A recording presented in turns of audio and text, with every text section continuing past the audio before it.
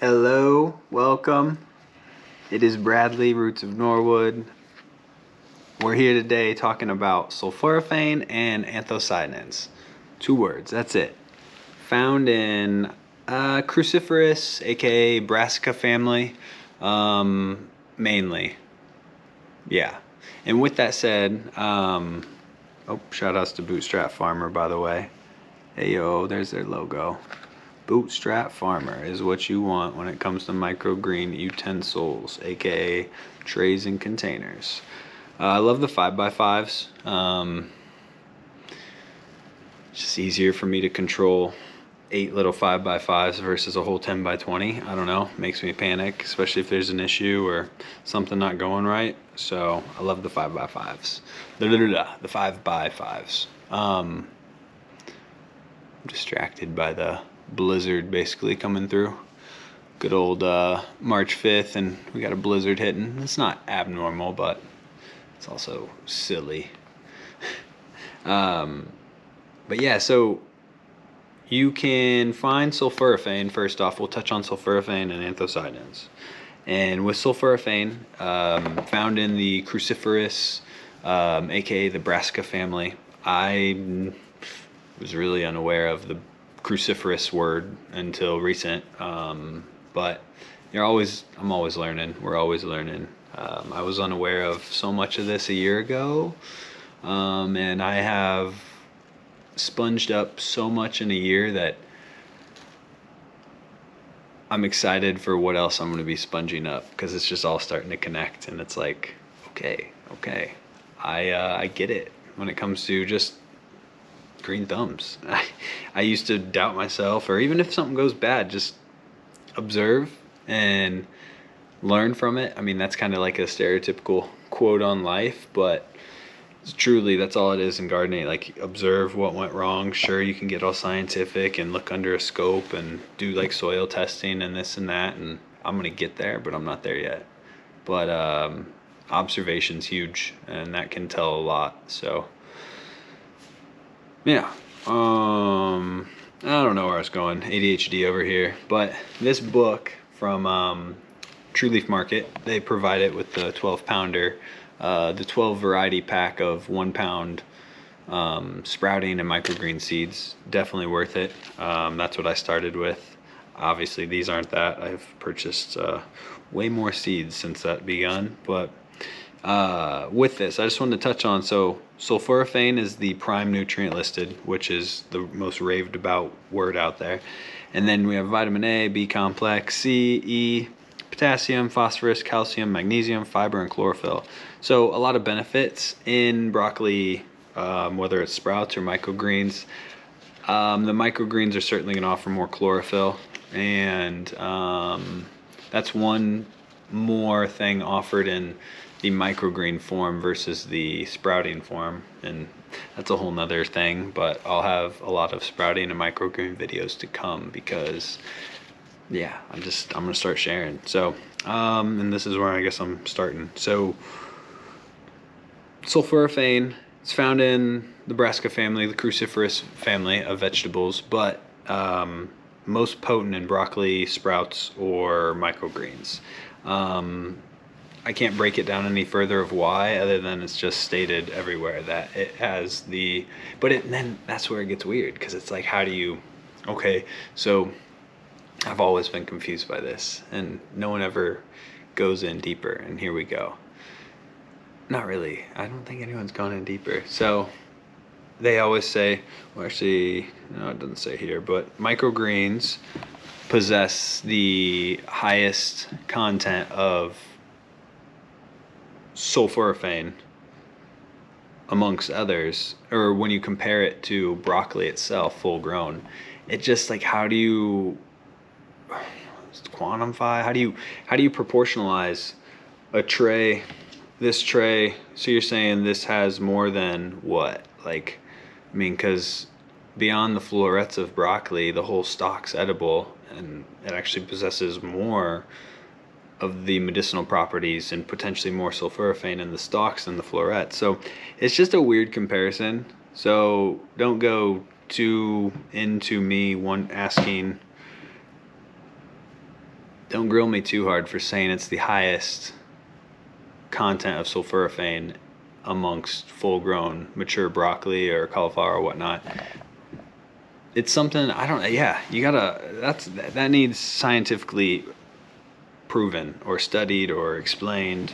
And I'm not no scientist. I'm just out here talking, bringing awareness, because I was brought aware mainly by John Kohler, I'd say, when it comes to many things. Oh, so many people brought awareness. John Kohler brought awareness to anthocyanins, which we're going to get to, but hold tight because I'm all over the place right now. So sulforaphane, it's a naturally occurring compound, which is a phytochemical, a plant compound, and it is an antioxidant, I guess you could say. Yeah, the properties are antioxidant, anti-inflammatory properties, cancer prevention, cardiovascular health, liver health, neurological, anti-diabetic, regulate blood sugar, and digestion health, and then the fiber, of course, and then potential to boost the immune system. So what is most important, and what I've heard but never dove into or asked why, I've never asked why. Gotta ask why. Ask why 5 times. So they say. And however you want to interpret that, but just keep evolving off the question you just asked. So what makes broccoli microgreens so sought after and medicinal? The sulforaphane. Well, what makes sulforaphane medicinal? And then, you know, it's in phytochemical and antioxidant, like it's naturally occurring compound. But then how's that happen in the body? And then that's where that why gets to right here, the point of why we chew it. So sulforaphane is formed when chewed, chomped, crushed, pulverized. Just the cell walls are just crushed, broken down. This activates an enzyme called myrosinase, and then which then converts a compound called glucoraphanin into sulforaphane. So that there is why it's just interesting to ask why, because like you can hear, oh, you want to make sure to chew it. Well, sure. Well, what if I don't? Like I'm all about quality over quantity, value, optimizing the value in it. So like I wouldn't want to take this whole tray and put it in veggie broth and drink it.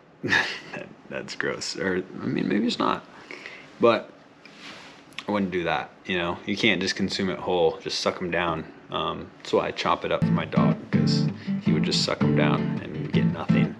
But dogs, broccoli, sprouts, all that jazz.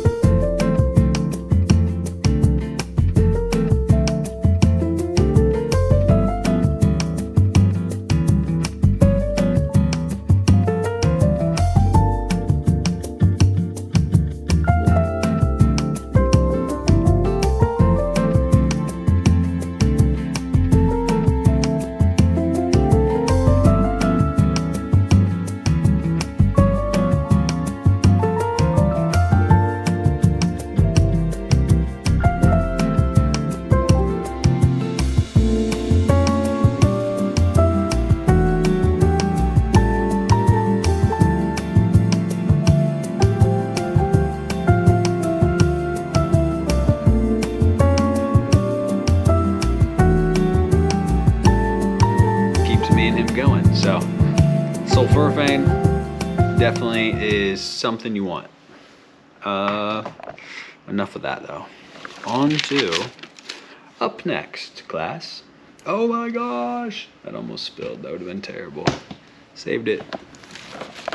All right, so Cruciferous, the Brassica family, in turn is in the mustard family, by the way.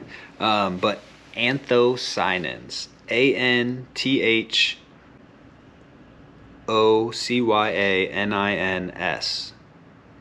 I sure hope I wrote that down correctly, so I'm not lying to the world. But it's a group of antioxidants found in red, blue, and purple produce. I didn't know what the heck an anthocyanin was ever until, shout outs to John Kohler, growingyourgreens.com. He is the one who brings so much awareness to so many things. He goes deep. He goes deep, and I love that. And if you want to know the why, there we go. Just go deep. And so with that said, he's the only one that's ever touched on, and so many people I follow on YouTube, and no offense, they all have great info, but what he brought up with the health benefits of anthocyanins and the properties of them, it's just it's good. I'm glad he brought it up. Let's put it that way. Anthocyanins are a subclass of flavonoids. They are plant pigments possessing antioxidant, anti-inflammatory properties, anti-cancer, heart, brain health, antiviral. But purple pigments are anything with a purple pigment other than beets and chard and a couple other things I can't pinpoint. It has whatever flavonoid is found in beets and chard. Let me just look it up real quick so I'm not...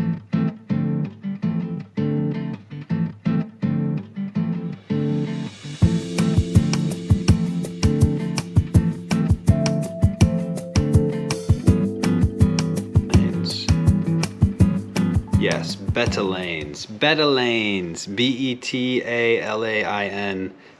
which is the phytonutrients, the plant chemical, the natural occurring compound that makes up the coloring. But so when you hear of everything purple produce-wise possesses anthocyanins, just about, but it gets blurred when I guess certain reds more so in the beets and the chards, and I guess there's some purplish chard as well. But with that, also the rumor has it, purple pigmented produce possesses more of a potency of the anthocyanin than compared to red or blue. But blueberries, by the way, are up there. I think they're the #1 anthocyanin possessed food there is. That sounds weird. They're the most possessed anthocyanin possessed food. That sounds freaky, but it's actually amazing. But I think I go back to school and I think, oh, red and blue make purple. 1 + 1 = 2. Those opinions, I would say, because it doesn't seem to be like everyone just states that there's no hard facts I came across, I guess, but purple for sure will possess anthocyanins, which in turn are just a powerful antioxidant that does what an antioxidant does, and is certainly just beneficial to fight free, they fight free radicals in the body, but just it helps just kind of bind, and they're like little ninjas. They just go through and clear out the crud or bind with the crud, and especially in your digestive tract, it helps. The fiber just helps. So yeah, I just wanted to touch on, really this is just me bringing awareness to anthocyanins and sulforaphane. I am no doctor. I am nothing. No, I'm kidding. I got an associate's in science, but I don't even know how I got that. That was over a decade ago, and I was foolish. Now I couldn't even remember my brain just didn't work like it does now. So with that said, yeah, I'm just a guy out here yapping about things that I'm passionate about and that I find fascinating when I come across them, and I learn it, I actually experience it, and then from there it's just something I want to share because someone else has experienced benefits from something I have, and then from there it's like, wow, we just gotta get it out there. So I'm just a dude, hardly any followers. Hardly any followers, 0 followers on YouTube. This is like the first or second video I'm gonna put out there. So yeah, stay tuned. I'm just gonna do stuff not so boring like this, where I'm just like, and today, class, we are going to talk about anthocyanins and sulforaphane in the cruciferous. But I mean, kind of sometimes it needs broken down like that, and I hope I can be intriguing to learn from, because that's something it's just hindered me my whole life. If I'm not vibing or feeling what they're putting out, I'm just like, next. Yeah, and I mean, yeah, you unconsciously gonna change the remote, you know, just flip, next guy. But I just want to share what has helped me, I know has helped others, and there's certainly medical science and facts behind this. I didn't break it down in those manners, but just to touch on the benefits you can find in broccoli sprouts, microgreens, and if you were sprouting, hold up. I said, hold up. You just get a mason jar, a strainer lid. Yes, I know.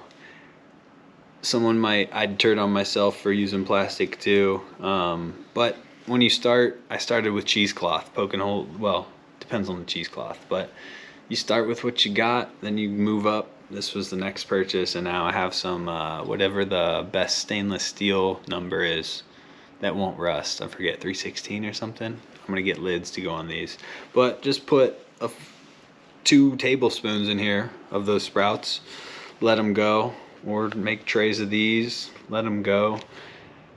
Again, more chlorophyll will be present in the green shoots, seedlings of the microgreens, compared to the sprouts that depends on how much light you expose them to at the end. But they'll possess chlorophyll as well. I just from observation, it's like, oh, hands down. So, and then that's another thing, actually. I'll have to do a comparison and sprout some of the purple sprouting broccoli as a sprout, and then compare it to the microgreen, because the root that's gonna sprout out in there, I wonder how much purple pigment it's gonna possess compared to the stalk or the seedling that grows from here. So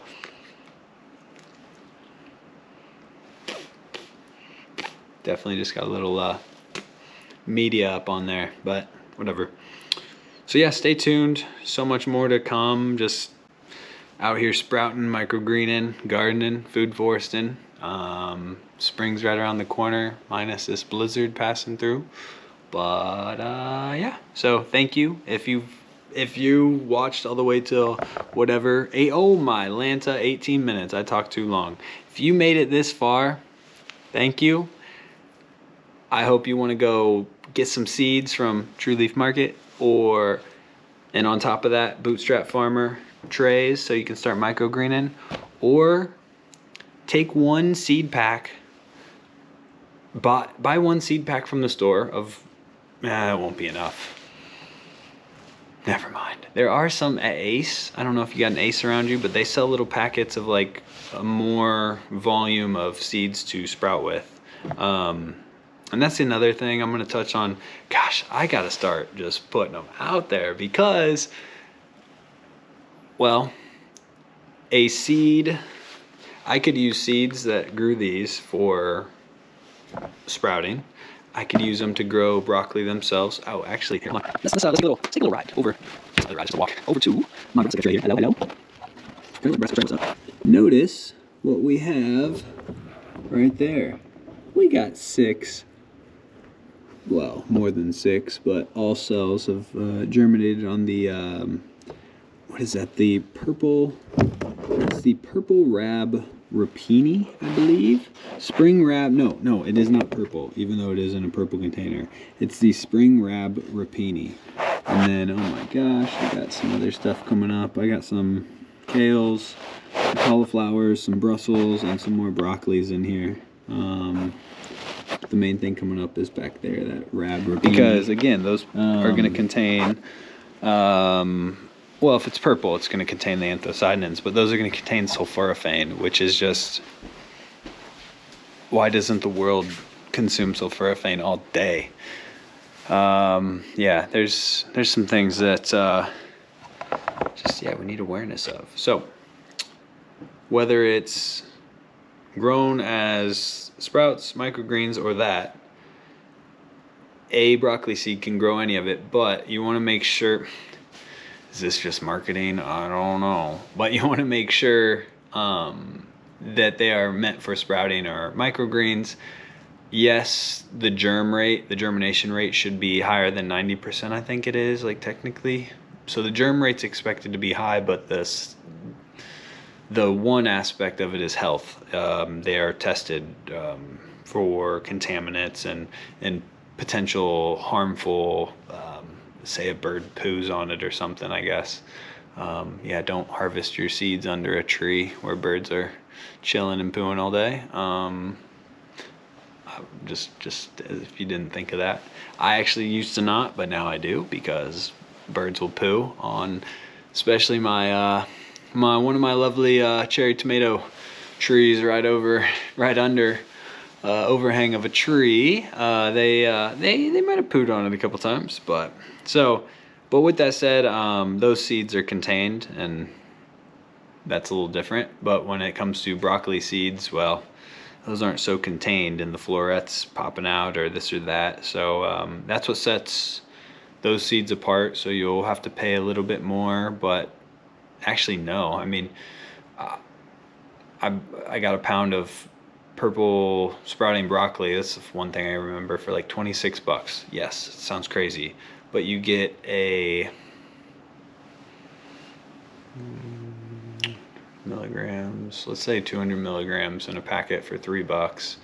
200 times, well, 5 makes a gram, and then grams make up, I can't do the math right now, how many grams make up an ounce? Like, it's just stupid. Like, when you weigh it out, it's like, oh my gosh, you would have, it'd be if you bought that amount in 3 milligram packs for $3, you'd be spending $100. So it just depends on what you want to do with it. But when you can sprout it, grow it as microgreens, or grow it out in the garden, and the seeds are, as long as you keep them sealed, and you know the moisture levels and the elements what's correct, but as long as you just keep like a neutral element or environment for the seeds, you'll have them forever. So it was a no-brainer for a pound of broccoli. That is the ultimate health food, aka, is this well, this is a superfood. Microgreens and sprouts are deemed as superfoods, but then when it gets into all these properties and whatnot, that's where it sets it apart. So they're amazing. You can keep them like this and just nib them off, but make sure, chomp them up to make sure you activate that sulforaphane.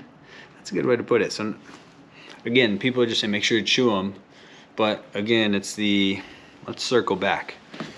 Not that we need a reiteration, but I just want you to remember how important it is to really chomp down, because it activates an enzyme called myrosinase, which then converts a compound called glucoraphanin into sulforaphane. So just keep that in mind, versus you just chewing quickly. Throw back to my grandma. She'd always say, chew your food slower. And I'd be like, no. She'd be like, yes, it's good for you. And I'd be like, that doesn't make sense. That sounds stupid. I wouldn't say that to my grandma, but in my head, like always, I was like, why? It's stupid. Like, it's gonna digest down here. Not optimally. So crush these up, pulverize them in your mouth, whether it's greens, sprouts, broccoli, any of the Cruciferous, Brassica family veg, and enjoy and see what happens. So thank you again for staying even longer, because I thought I was done 6 minutes ago. Here we are. But yeah, until next time.